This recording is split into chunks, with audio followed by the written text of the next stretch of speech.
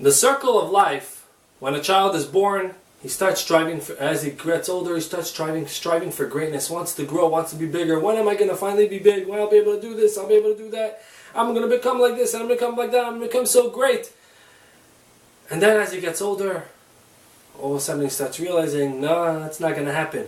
I'm not going to be able to reach that greatness that I thought I'll be able to. Whether it's at 20, at 30, at 40, at that point, a person decides, that's it, it's time to rely on the children. Start providing for the children so that maybe they will finally reach their potential. They'll become that light in the family, that pillar in the family, that person that finally made it in their family. Is that why a person comes into this world? That at the end of his life he's going to look back and say, I wasn't able to, but maybe they will? Is that why HaKadosh Baruch Hu put us in this world? What the Torah wants from us? And also, that's not good parenting. Good parenting is leading by example. Is this leading by example? What example are we showing our children? We're showing our children that at a certain point the person has to let his children go. They should take the reins. They can't do it anymore. At 25, at 30, and then the child at the age of 30 is going to say, well, I haven't reached my potential, it's time for the next child, and the next generation, and so on. Where are we leading by example? We know that the Torah, every word the Torah tells us is in order for us to learn from it. The Torah tells us stories about the Avot HaKadoshim, Avraham, Yitzchak, and Yaakov, in order for us to learn from them. The Noda B'Yehuda, and Shut Yoreh De'ah, Tinyana, Siman Yud was asked if a person is allowed to go hunting, according to halacha. And he says it's okay to go hunting according to halacha. Then he says, 1 minute, let's look inside the Torah. Who are hunters? Who are known to be hunters? Nimrod and Esav.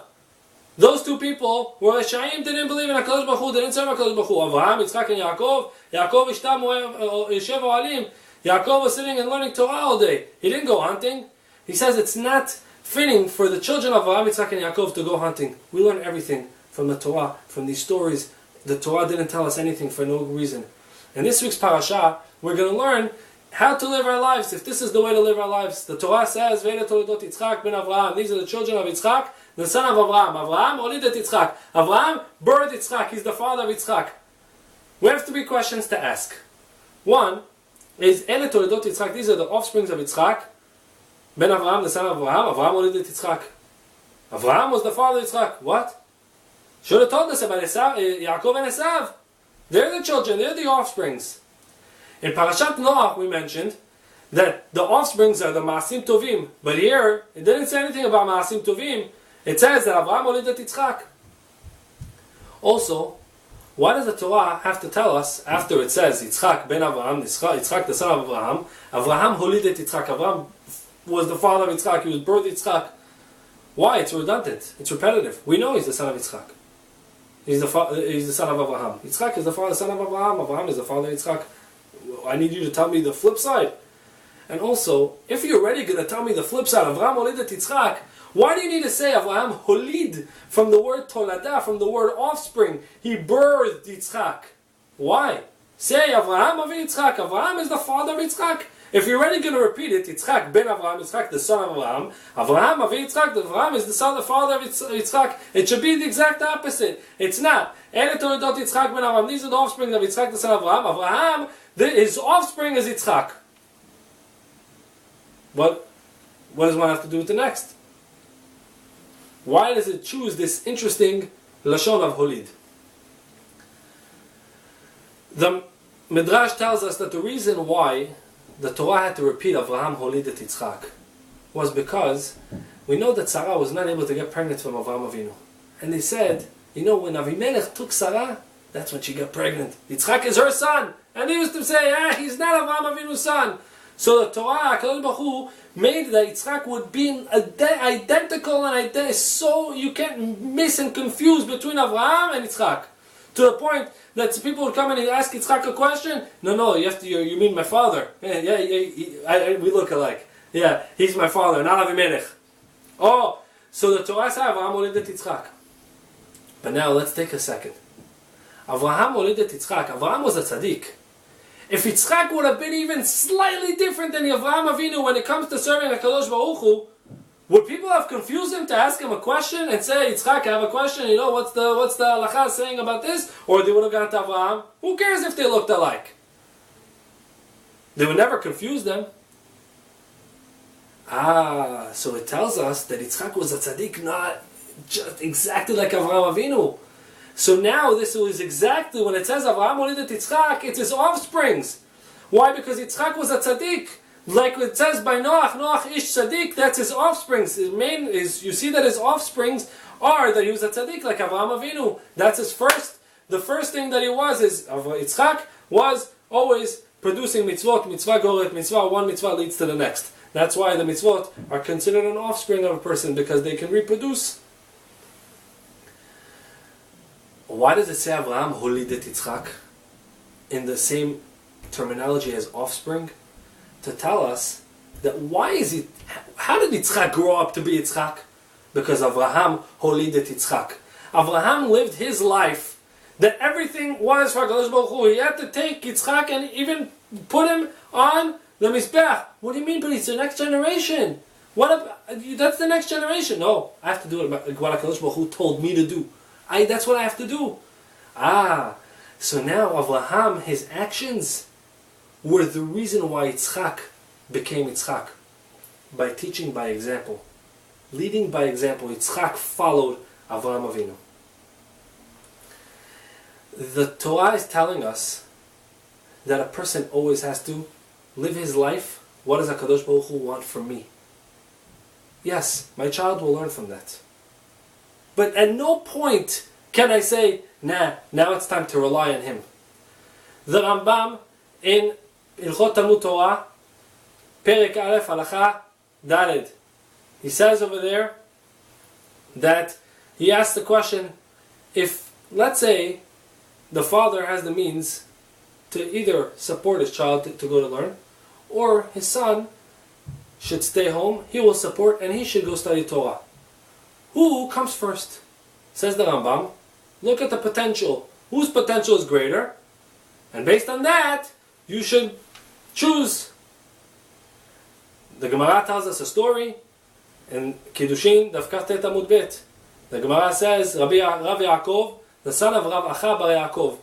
Rav Acha bar Yaakov sent Rav Yaakov to study Torah by Abaye.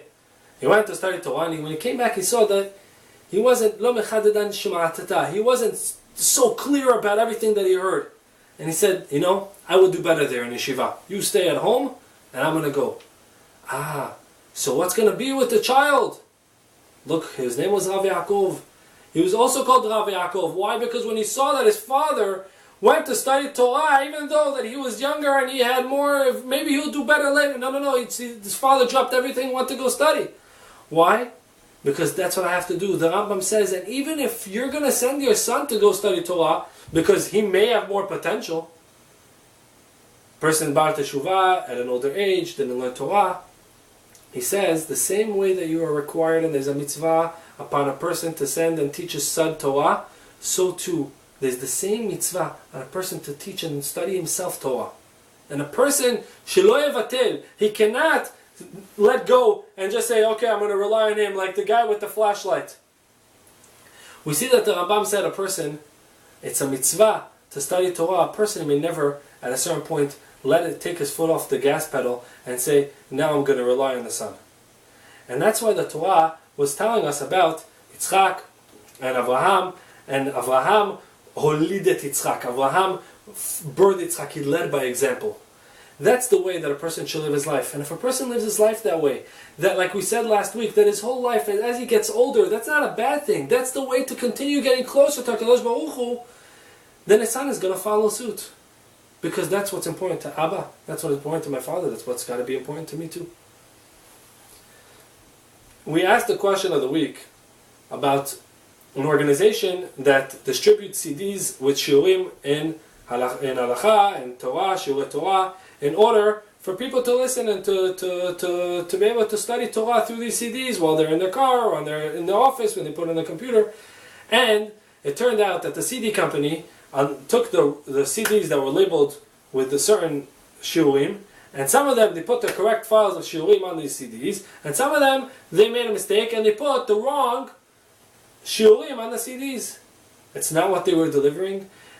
The organization didn't know about this. They sent out the CDs and they paid a lot of money for shipping throughout the US and Canada. It's a lot of money. It was a lot of CDs. And they want to know, is the CD company, is the owner of the CD company, is he, or the worker, is he required to pay for the loss in money that it costed them for the shipping of the mail? Maran Rabbi Yosef Karo, Maran HaShulchan Aruch, which we follow everything that the Shulchan Aruch says, in choshen mishpat, Siman Resh Lamed Bet, Seif Kaf Aleph, says the following. He says that if a person were to buy merchandise from his friend in order to take it to another place, he says, and he came to the other place, and it turned out that this, whatever it is that he bought, wasn't good. Just like if a person would buy something online, and they would deliver it, and it turns out that this product wasn't good. He says, at that point, the owner, the seller, it's his responsibility to take back the item from wherever it is. The person does not have to return it. It's not his responsibility to return it. And he says it's a mekach ta'ut. The whole transaction was a mistake, and therefore he gets his money back. However, the money spent to get to that second place, to place B, from A to B, that money he does not have to reimburse him. He learns that from a Gemara, a Baba Batra, Mishnah, Daf Tzadi Bet, and the Gemara explains the Daf Tzadi Gimel Amud Bet. The Gemara says over there that if a person was to sell seeds that were only meant to plant, you can't eat these seeds. When a person buys it, you can never make a mistake. Why I'm buying these seeds? They're there for planting, and he plants them, and for no other reason besides for the fact that the seeds were bad. Nothing. The seeds did not produce. There was no. The weather was perfect. It was planted correctly. The land was good land. Everything was good. What happens? You gotta blame the seeds. It's a mikach ta'ut. You gotta get back your money from the seller. So the seller, you would think, maybe you say, okay, give me back the seeds, I'll give it back to you. No, you don't have to. It's a mikach ta'ut. I was supposed to plant these, that's what I was supposed to do. You gave me bad seeds. And therefore you don't have to pay. The Gemara says, how much do you have to pay him? The Gemara says, Demei Zera, the money that he paid you for the seeds. V'yesh obrim, there are those say, we say it was Rabbi Shimon ben Gamliel, that says that you also have to pay Demei Ha'otza'ah, the money that it costed him to plow the field, to plant, workers. It's a lot of for the workers and everything was a lot of money, and all that money that you do not have to pay. The reason is because it's considered indirect damage. It's called a grama. It's called a grama, and Rabban Shimon Gamliel says you have to pay. Or maybe because he held it was a knas, was a punishment, to make sure that people don't sell things that weren't good. Make sure that you're selling good products. Halacha, the Rif, the Rosh, and the Rambam all said halacha though is not like Rabban Shimon ben Gamliel who said that you pay for all the money you spent. Only the mezera, like the first opinion. You pay only what you get, mikach ta'ut. You come back, say there was a problem with the product, you give it back, and I don't have to give you back the seeds. Bad transaction, you owe me money back. But for whatever money I spent in order to try to get these things to grow, that not. There are various different reasons as to why this is called a garmi, and not called a garmi. A garmi, there's two types of damages. One called is garmi, and one is called garama. They're both indirect, but one is chayav, one you have to pay for, and one you do not have to pay for. A difference, one very simple difference between the two of them is mentioned in Shut Masad Binyamin Siman Pei Hei. If back in the day, a lot of times, maybe they do this today, I'm unaware. When a person would borrow money, so obviously they would document it, and the lender holds onto this document. When he would then get some of the payment back, if he holds onto the document, there's no proof that he ever got money. So what they would do is they would give it to a middleman. The middleman would have in his little document, yes, this X amount of money was received, and this much money is still owed. And when that money is owed, he would give it back to the loveh, the borrower. When the borrower receives the document, that means there's no more debt, and he doesn't owe any money. It's like a receipt, paid. What happens is, if the middleman accidentally made a mistake in his calculations, and he takes this document and he would return it to the borrower, at that point, the borrower is exempt from paying.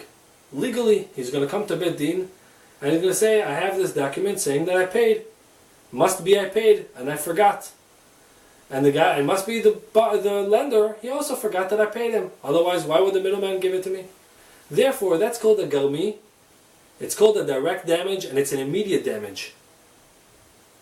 And it's for sure going to happen that he's not going to be able to collect, the lender will not be able to collect the money, and therefore, this middleman owes that remaining balance to the lender.